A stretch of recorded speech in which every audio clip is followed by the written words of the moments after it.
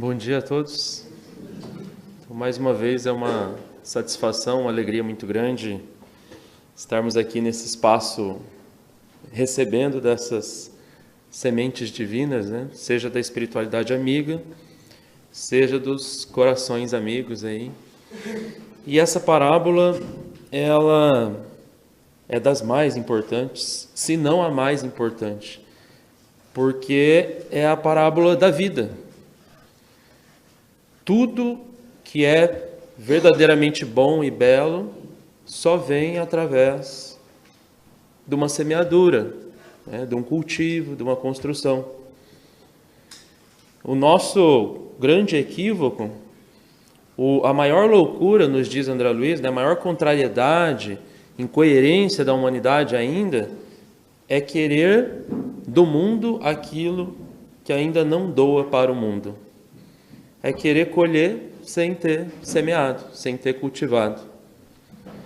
Então nós precisamos entender que tudo na vida é esse cultivo de nós mesmos, essa semeadura de amor, de esperança, de trabalho. E nos fala das sementes, né, que vão caindo ao longo do caminho. Como é que está o nosso solo para receber essas sementes do Evangelho? A própria parábola explica que as sementes são os ensinos do Evangelho. E em cada pessoa, esses ensinos caem de uma forma, porque depende do solo. E lá fala, de uma forma interessante, né?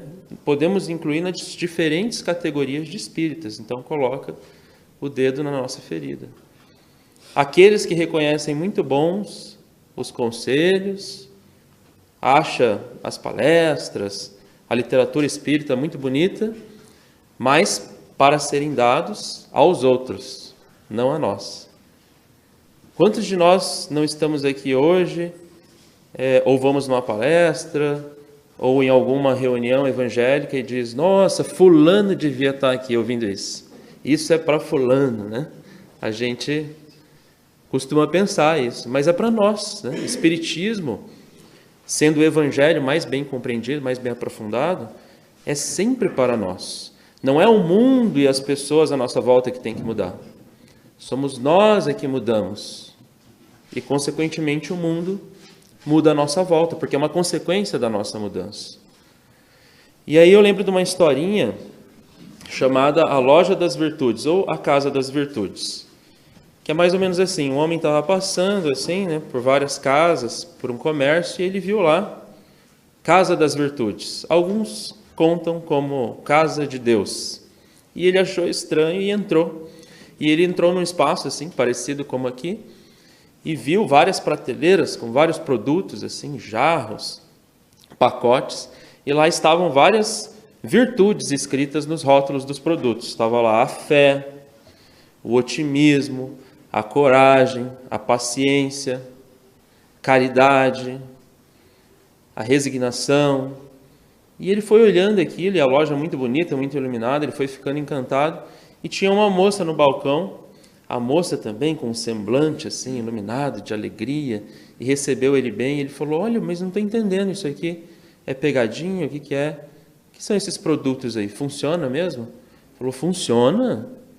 Aqui é a casa de meu pai, e eu estou aqui desde criança, uso desde pequeno esses produtos. Realmente, você parece estar muito bem, muito saudável, né? E como é que eu faço? Quanto custa? Na casa do meu pai, tudo é de graça. É mesmo? Ele se empolgou, né? Ele falou, bom, então de graça. Então, peraí, eu quero um pouco de...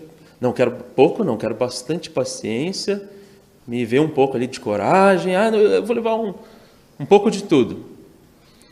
E ela falou, pois não, vou pegar para o senhor. E pegou e trouxe um pacotinho assim, pequenininho. Falou, mas eu pedi um monte de coisa, você me traz só esse pacotinho? Mas é que na casa de meu pai, nós não damos o fruto pronto, nós só damos as sementes. Quem tem que cultivar é você. Então, todos nós já recebemos as sementes divinas, e todos nós estamos recebendo ainda dessas sementes. O que nós estamos fazendo com elas, né? O reino de Deus, já nos diz outra passagem, ele é uma semente.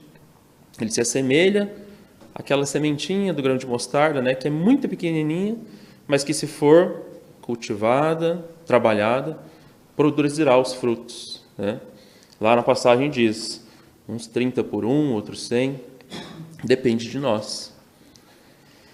E lembrar também da figura do semeador. Quem é o grande semeador? O dono das sementes a gente sabe que é Deus, né? E o grande semeador, quem é? Quem foi e quem ainda é? É Jesus. Mas Jesus também nos convida a semearmos junto com Ele. Está lá na questão 1019 do Livro dos Espíritos, que é a última questão do livro, um convite para todos, homens de fé e de boa vontade. Trabalhemos com zelo na grande obra da regeneração, que colheremos pelo cêntuplo a semente que tivermos semeado, a boa semente. Então, se a gente planta, a gente vê isso na vida, se a gente planta uma semente de laranja, é para colher uma laranja só? Não, é para colher várias laranjas, né? 100 laranjas. Por isso que Jesus disse, né? Eu vim para dar vida e vida em abundância. Mas muitas vezes nós não queremos nem esse esforço de semear. É mais ou menos assim, a gente vem para a vida aqui encarnada, recebemos um terreno bonzinho, uma enxada novinha, afiadinha, um saco de sementes, um saco de adubo, tudo. Aí o que a gente faz? Na mais das vezes, deixa o terreno ao léu, a erva daninha toma conta, as pedras, os pedregulhos aí, do egoísmo, da inveja, do orgulho, etc. Deixamos também a enxada parada, o que acontece com ela? Enferruja. As sementes ali apodrecem, o adubo também apodrece, e aí nós precisamos recomeçar. Então, o que nós estamos semeando na nossa vida? Nos nossos pensamentos? Porque os pensamentos serão as sementes dos nossos atos. Os atos serão as sementes dos nossos hábitos. Os hábitos semearão o nosso caráter, e o caráter é que definirá o nosso destino. É Gandhi que diz isso, né? Adaptado aqui para a nossa passagem do semeador. Então, nós vemos que precisamos não só semear em nós, mas também estarmos semeando. Semeando as sementes do Evangelho, do pouco que a gente já sabe, e principalmente do pouco que a gente, pelo menos, devemos tentar praticar no nosso dia a dia, né? Onde é que a gente vai semear? Na casa espírita? Também. Num trabalho social? Também, muito importante, né? Estou aqui com a camiseta do Fraternidade Sem Fronteiras, estão semeando lá na África. Olha que coisa bonita. Mas a gente semeia todos os momentos da nossa vida, nos nossos relacionamentos, no nosso dia a dia. Como? Através da palavra? Também. Mas eu gosto de uma frase de São Francisco de Assis que diz assim, ó, pregue o Evangelho todos os dias da sua vida. E se for preciso, use as palavras. Então nós devemos pregar o Evangelho nas nossas atitudes, através do nosso exemplo. E como nós estamos, né? Como estamos semeando aí no quadrante da vida que fomos chamados a conviver? Porque todo mundo tem um papel de filho, de pai, de irmão, de cidadão, de trabalhador, de profissional. E aí, pensando nessa ideia de que nós semeamos nas relações, surgiu uma pequena e singela iniciativa chamada Semente do Bem, que são justamente grupos, assim, encontros que realizamos além das paredes da casa espírita, além das paredes de uma igreja, porque o templo, o verdadeiro templo, é o universo, né? O terreno aí, a fazenda, o sítio onde a gente tem que semear é onde? É no mundo, né? Jesus, ainda vale a frase do Cristo, né? A seara é grande, os trabalhadores são poucos. Nós temos assim, ó, uma terra imensa para semear a regeneração. Como é que a gente faz isso? Nos trabalhos agendados também são importantes, né? Até para renovar a nossa fé, até para nos treinar, até como laboratório de nós mesmos, mas principalmente no dia a dia.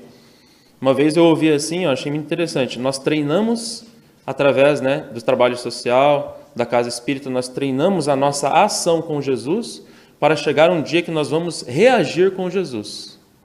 Porque muitas vezes é na nossa reação que a gente mostra que a semente ainda não está tão bem plantada, né, do Cristo. Mas é tudo passo a passo, é tudo com o tempo. Então a gente não pode ter essa pressa também de querer colher rápido, nem em nós mesmos e nem nos outros. Porque a gente não planta uma sementinha agora e amanhã já tem uma árvore cheia de fruta e a gente já está lá comendo dos frutos da árvore. Não é assim que funciona. Na lei da vida existe um tempo.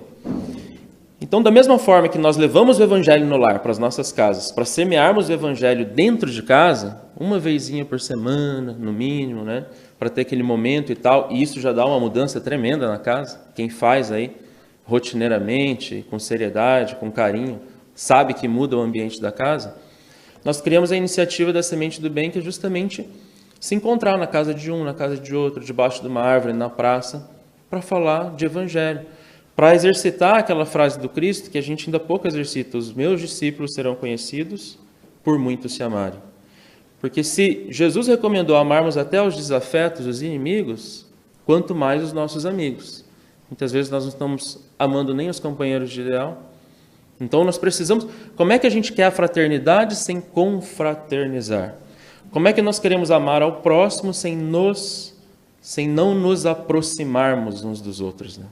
A gente não pode fugir dessa aproximação, e pelo contrário, e se aproximar nesse objetivo comum que a doutrina e o cristianismo nos propõem, que é o objetivo maior da regeneração, do bem, da paz, da fraternidade. Em torno do Evangelho, né?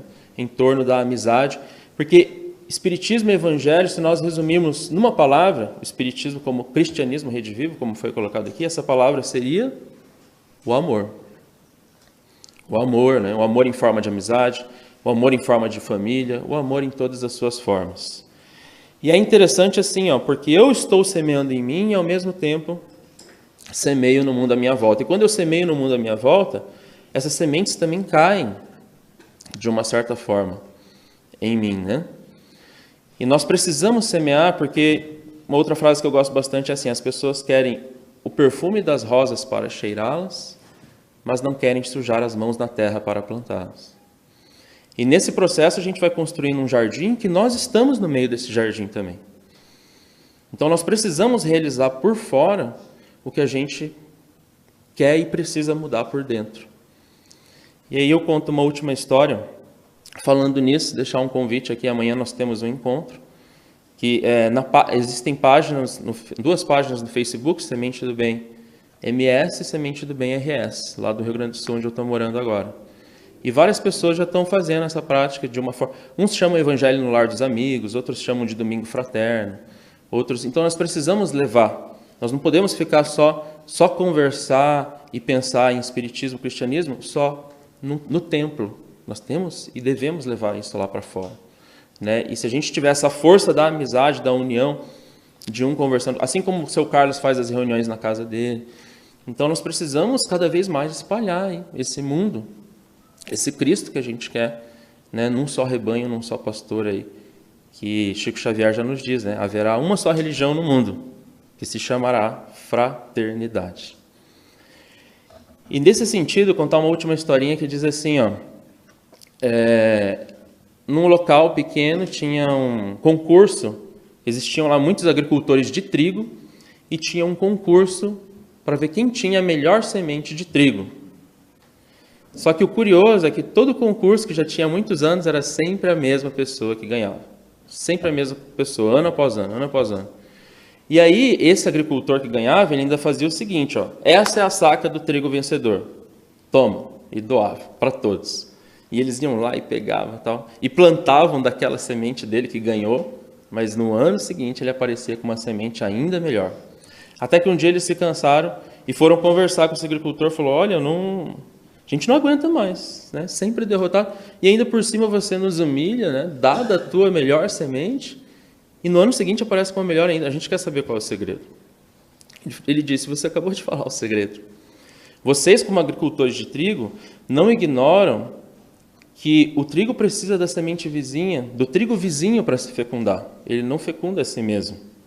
Então o problema é que vocês estão cercados de trigo ruim. Dê para o seu vizinho da tua melhor semente, do teu melhor trigo. E aí vocês vão ver o que vai acontecer com o trigo de vocês. Porque é assim a vida. Doando o melhor de si para os outros também nascerá o melhor dentro de ti. Muita paz, assim seja.